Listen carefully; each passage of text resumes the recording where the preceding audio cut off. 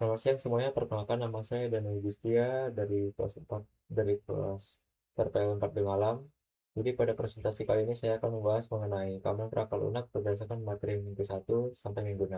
Menggunakan minicast yaitu sistem absensi sekolah.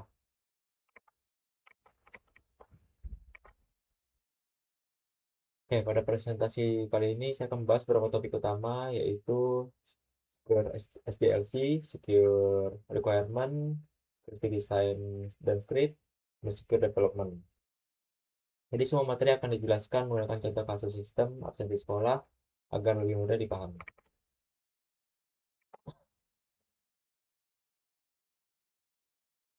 Oke, minicast. Oke, minicast yang saya gunakan itu sistem absensi sekolah. Jadi sistemnya digunakan oleh guru untuk menginput data absensi siswa, sedangkan orang tua dapat memantau kehadiran anaknya secara online. Data yang dikelola cukup sensitif seperti data siswa, nilai, kehadiran, serta akun guru dan orang tua. Sistem menyimpan data penting, maka keamanan harus menjadi prioritas utama sejak awal pengembangan aplikasi. Oke, jadi pada minggu pertama kita mempelajari tentang Secure SDLC dan alasan mengapa keamanan sangat penting. Jadi sebuah software yang berjalan dengan baik belum tentu aman, contohnya pada sistem absensi online ini. Jika tidak memiliki keamanan yang baik, maka data siswa bisa saja bocor dan dimanipulasi oleh pihak yang tidak bertanggung jawab. Oleh karena itu, keamanan perlu ditetapkan sejak awal proses pengembangan sistem, bukan hanya setelah aplikasi selesai dibuat.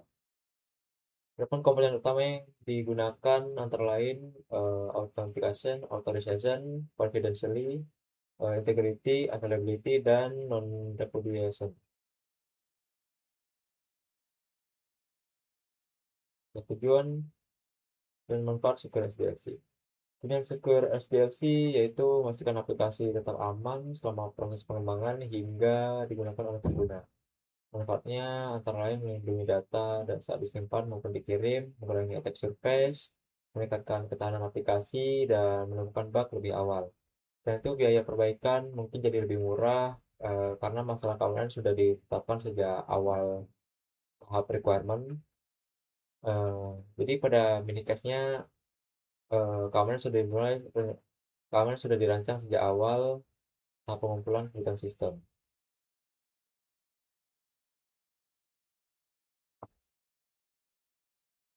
Oke, pada minggu kedua kita mempelajari security requirement.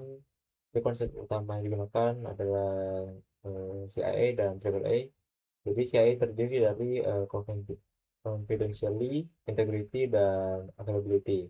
Sedangkan AAA terdiri dari authentication, authorization, dan accounting. Jadi dalam sistem absensi online ini, confidentiality digunakan untuk menjaga kerahasiaan data siswa, integrity memastikan data absensi tidak diubah sembarangan, dan availability memastikan sistem bisa diakses saat dibutuhkan.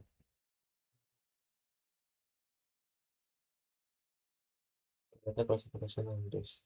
Oke, tidak semua data memiliki tingkat sensitivitas yang sama. Jadi pada sistem absensi online ini, data seperti password, nilai siswa, dan data kehadiran termasuk data sensitif hingga perlu perlindungan tambahan.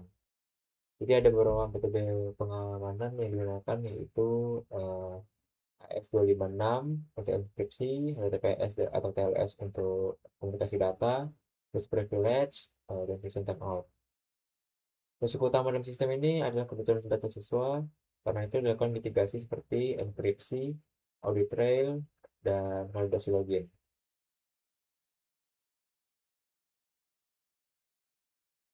Ini security design. Oke, pada minggu keempat ini kita mempelajari security design. Jadi konsep ini menekankan bahwa keamanan harus dirancang dari awal sistem dibuat, atau disebut security by design. Ada beberapa prinsip yang digunakan yaitu confidentiality dengan enkripsi data, integrity untuk menjaga data tidak berubah, availability untuk menggunakan file over server, authentication dan authorization, privilege, defense in depth, dan zero trust. Next.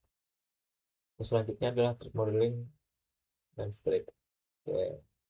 Tahapan threat modeling dimulai dari security architecture, threat identification, impact analysis, threat ranking, test case, hingga mitigation planning. Dengan straight terdiri dari spoofing, tempering, repudiation, information disclosure, denial of service, dan elevation of privilege. Jadi metode ini membantu developer mengidentifikasi ancaman sebelum aplikasi digunakan. Adapun thread pada minikast. Jadi ini contoh implementasi thread pada minikast. Yang pertama itu spoofing. Ada akun guru palsu.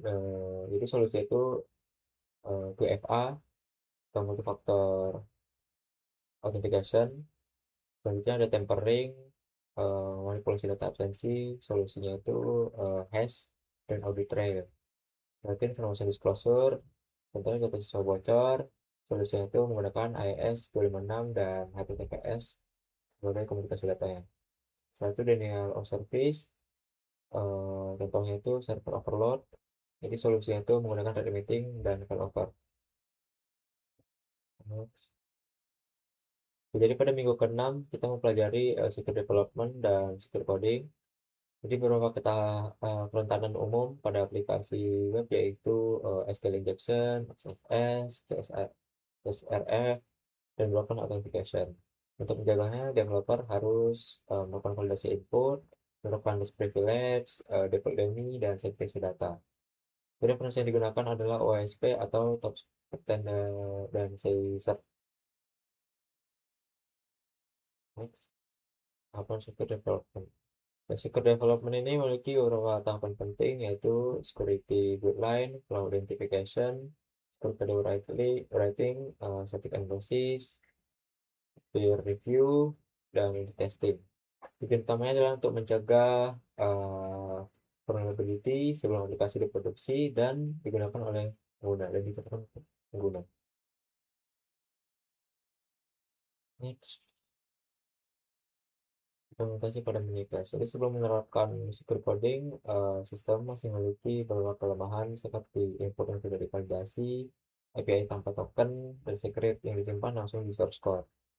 Setelah secure code diterapkan, digunakan prefer statement untuk mencegah SQL injection, jadi authentication, audit trail, serta penggunaan secret vault dan file ENV. Jadi kesimpulannya dari presentasi kali ini, security SDLC itu harus ditetapkan sejak awal. Security requirement harus membantu mencegah risiko keamanan, Street membantu mengidentifikasi ancaman data sistem, secure coding membuat aplikasi menjadi lebih aman dan lebih siap digunakan. Jadi dengan penyerapan keamanan yang baik, sistem absensi online dapat memudahkan siswa dan mengurangi risiko serangan. Oke, mungkin sekian dari presentasi dari saya. Terima kasih atas perhatian yang diberikan. Wabillahi taufiq wal hidayah. Wassalamualaikum warahmatullahi wabarakatuh.